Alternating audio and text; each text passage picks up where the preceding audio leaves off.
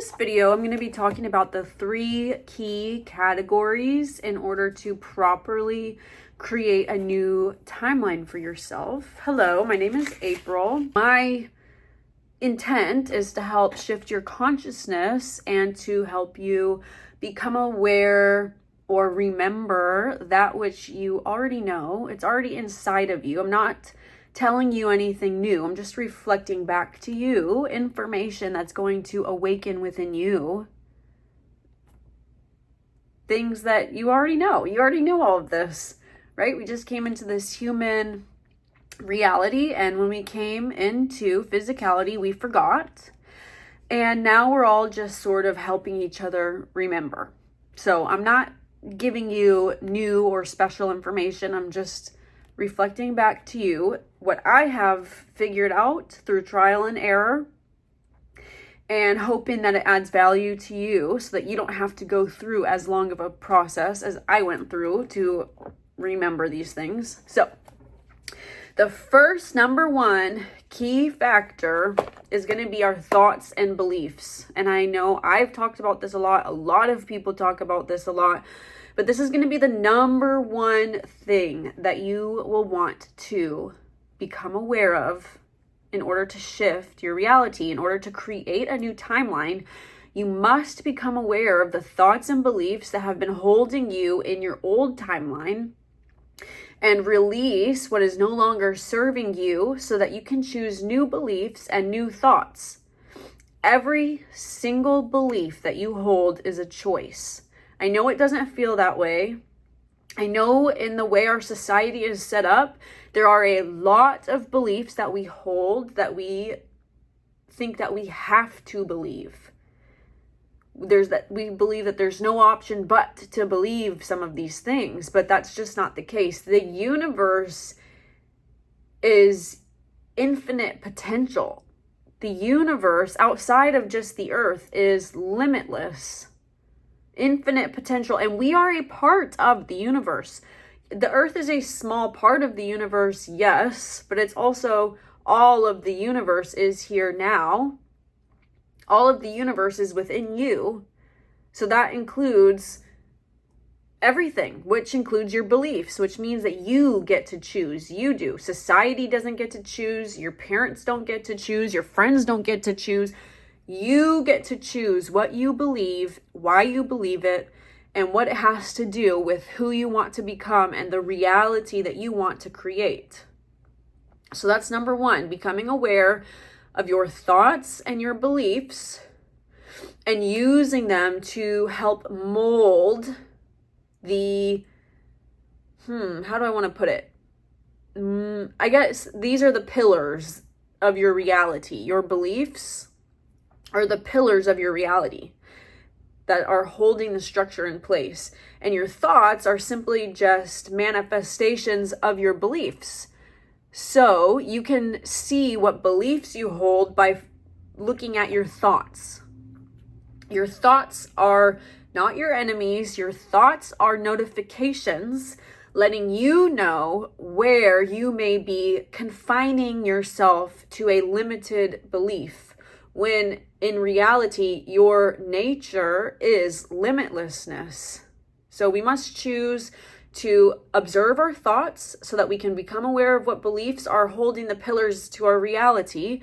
And then if we don't want those beliefs, if we don't like those beliefs, we can choose to release them and replace them with new beliefs. But that's the most important part, is once you become aware of a belief that you do not want, you must replace it with a belief that you do want. Otherwise, you're just leaving yourself open for other people's interpretations of reality to be imprinted on you. And therefore, now you think you're going back to not having a choice of what you believe, when in reality, you cleared your vessel of beliefs. Now you must fill it with beliefs that resonate with you. You must fill your vessel and your reality with beliefs that you want to believe. Hopefully, that are in alignment with the highest good of humanity, in alignment with the highest source of the universe, God, creator, whatever you want to call it. So hopefully that's where your beliefs are aligning to. Highest good of humanity and in alignment with the highest source of all. So that's number 1. Number 2 is becoming a blank slate. My hair is different. I had to re-record this section. So anyway, number 2 is becoming a blank slate. Now that we've identified all of our limiting beliefs, well, it's a work in progress, right?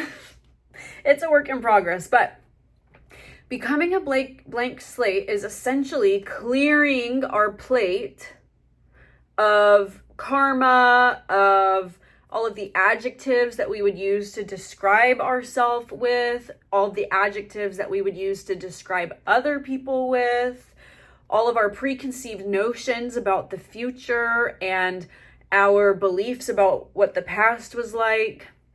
In order to truly create a new, fresh timeline, we must become a blank slate. Otherwise, we are carrying with us all of these things about the past, all of our grievances, all of the people that we refuse to forgive, all of our past hurts and pains that we are holding on to, all of the things that we don't want to forgive ourselves for.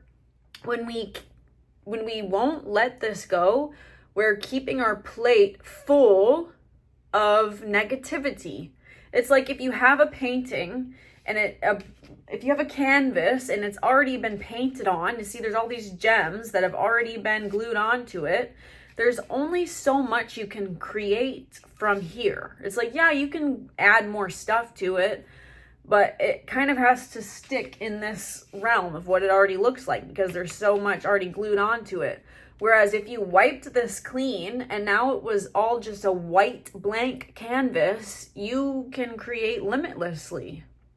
You can create anything you want with a blank canvas. So it's like all of these gemstones are all the people that you refuse to forgive, and all of the adjectives like lazy, stubborn, hard-headed that you refuse to let go about yourself, because it feels more comfortable when you can come into a situation where you know how you're going to react because you know that you're stubborn. Oh, I'm just stubborn, so this is how I react. It feels very comfortable to go through life that way, and it feels very uncomfortable to go into a situation where you would usually react in a stubborn manner, and to choose to release your stubbornness, become a blank canvas, and respond in a new way. Respond from the heart. Respond with love, compassion, grace, surrender. It feels very uncomfortable to release these old ways of being, these old adjectives, stubborn, lazy, because then you have to actually change. And the ego doesn't want to change. It knows exactly what will happen when it reacts in a way of being stubborn. When you choose to surrender and you choose to react with grace and compassion, you're reacting from your heart. You're reacting more open, and that can feel very uncomfortable because it feels very vulnerable. But this is how you become a blank slate. And whenever you refuse to release like if you had a friend in the past that betrayed you and you refuse to forgive them, you are holding tightly onto that energy of betrayal. What you're really not letting go of is the energy of betrayal. So you're going to have that energy of betrayal on your canvas. And so it's just going to continue to create more situations in which you have friends that betray you. And you're going to be like, why do my friends always betray me? But it stems all the way back to what some people would call karma, I suppose, of you had that one friend who betrayed you, and you chose to hold on to the resentment. And so now the universe is giving you more people to betray you, to show you that you're holding on to resentment, to show you that you're holding on to this energy of betrayal, and it wants you to respond differently. The universe isn't out to get you and trying to make you suffer. The universe is showing you that you still have the energy of betrayal on your canvas. And the only way to wipe the slate clean and let go of that energy of betrayal, clear the karma of betrayal, is to respond differently, to choose to forgive whoever this person was in the past, not because I know a lot of people are like, well, they don't deserve my forgiveness. You're not doing it whether or not, it's not about whether or not they deserve your forgiveness. It's about whether or not you deserve a fresh start. You deserve a blank slate, but you can't have a blank slate until you forgive that person. So it's not about them, it's about you. And becoming a blank slate can be very uncomfortable because you must continue to step into the unknown by responding to situations differently than you ever have before. Choosing to respond from your heart. Choosing to respond with love and forgiveness and grace and compassion can be very uncomfortable. But those are the ways in which you respond that create a blank canvas for you to create a limitless timeline. You can have anything that you want. You can create anything that you want. The only thing the universe asks of you to sacrifice, you must sacrifice these old resentments. You must sacrifice these old adjectives that you use to describe yourself and that you use to describe other people with. Because let me tell you something. When you keep somebody else also shackled to their egoic identity, which would be adjectives like stubborn, lazy, rude, never does this, always does that. When you keep other people shackled to their egoic identity, it's like a boomerang and it's coming back and now it's shackling you to your egoic identity. The only way to become a blank slate is to choose to see every single human that steps into your frame as a blank slate, and they may not understand what you're doing subconsciously. They may not even know you're doing this on a conscious level, but subconsciously, their soul sees that you're seeing them as a blank slate, and it's triggering something within them and creating a butterfly effect that is hopefully going to lead to them being inspired to also become a blank slate, because it's almost like you're taking one of the padlocks off of the shackles that they've had perhaps their entire life. Each identity that we place on somebody, stubborn, rude, hard-headed, is like another padlock that you're placing on the shackles that are keeping them attached to their egoic identity. And each time that you choose to forgive this adjective or choose to see them as a blank slate, you're unlocking one of the padlocks from their ego, and you're unlocking one of the padlocks off of your own shackles of identity. So as you see others as a blank slate, it boomerangs back to you and you begin to see yourself as a blank slate. Same goes for the other way. When you continue to condemn others and keep them shackled in their egoic identity, it boomerangs and you continue to keep yourself shackled in your egoic identity, thus continuing to create the same painful cycles over and over and over again, rather than choosing to forgive and release and become a blank slate and see others as a blank slate, giving yourself the proper opportunity to create limitlessly. The only reason you don't believe that you can create limitlessly is because you have all of these shackles and padlocks all over your entire body that is keeping you weighed into your egoic structure. And our egoic structure can be so stubborn. That's another identity. Is identifying with the stubbornness of your ego. If you're saying, oh, I'm never going to change, I'm too stubborn. That's not you. That's your ego. That's another identity that you're using to shackle yourself into your ego. Therefore, shackling yourself into repeating these pain cycles. Whereas if you can be brave enough to release the identity of being stubborn and choose to surrender and step into the unknown, you're really stepping into your limitless potential. You're stepping onto a blank canvas. which can be so scary. And our automatic reaction to a blank canvas is to be scared, and our human programming and conditioning is to expect the worst. But what if I told you to start to expect the best? Start to believe in magic. Start to believe in miracles. Start to believe in the limitless potential of your soul, in the limitless potential of forgiveness. You are not the shackles that are keeping you tied to your ego. That is not you. And each time you choose to forgive, and each time you make a new choice, you're dropping another padlock off of your shackles. And you're stepping into freedom. The third and final major key factor that plays into creating a new timeline for yourself is going to be your habits and actions. So once you notice your limiting beliefs and you choose to release them and replace them with new, once you choose to become a blank slate, release the grievances and the resentments of the past, release the people of the past, release the adjectives that you use to describe yourself with, release the adjectives that you describe other people with, everyone and everything becomes a blank slate. You are now open to starting fresh with your habits and actions.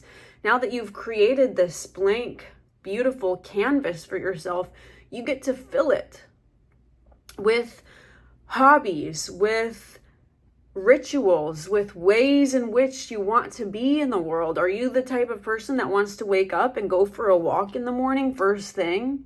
Are you the type of person that wants to sit in your living room and stretch? Or would you rather sit in your backyard and watch the birds and drink a cup of coffee? Or do you want to be the person who does it all? It just depends on the morning. Each morning is different. Each morning is brand new. Are you the type of person that turns their shower into a ritual of cleansing their vessel and cleansing their energetic field every night? Is that you? Is that what you like? Do you like to feel cleansed and clear from the day when you lay your head down to go to bed at night? Are you the type of person that eats living foods that love you back, and so you make it a habit to only eat foods that love you back, and you say a prayer to your food as you're preparing it? What are the actions and habits and rituals that the version that you would love to become does throughout their day? Who are you? Who do you want to be? What people do you see on social media? What little things do they do when you're watching a lifestyle blog and you're just like, oh my God, that looks like an amazing part of the day for them. I'm so almost like you're envious that you don't live that life. Well, start incorporating. Don't be envious. You can have that too. Just start incorporating little things throughout your day that remind you of that energy that you would love to step into.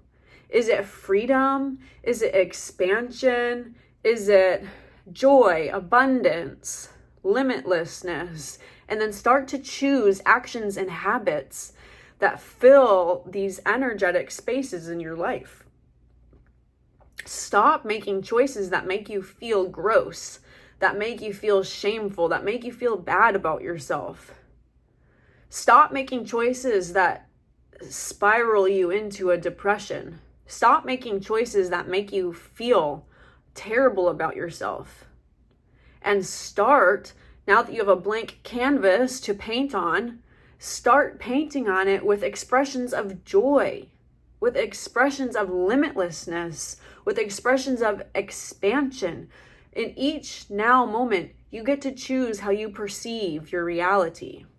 You may not have the giantest, fanciest life that you egoically desire. Stop watching content that makes you feel jealous, that makes you feel envious, and start becoming the content that you want to see in your life. And start small. It doesn't have to be these grand gestures. It could literally be having like a cute little mug of tea and lighting a candle and sitting in your living room and listen to music that you enjoy while you drink your hot tea and you're just so happy. That is a magic. That can be magical. It's you. You're the magic. You're the magic. The mansions, the exotic vacations, the beautiful wardrobes, the glittery jewelry, those things are not the magic. Those things are not the magic. You are the magic.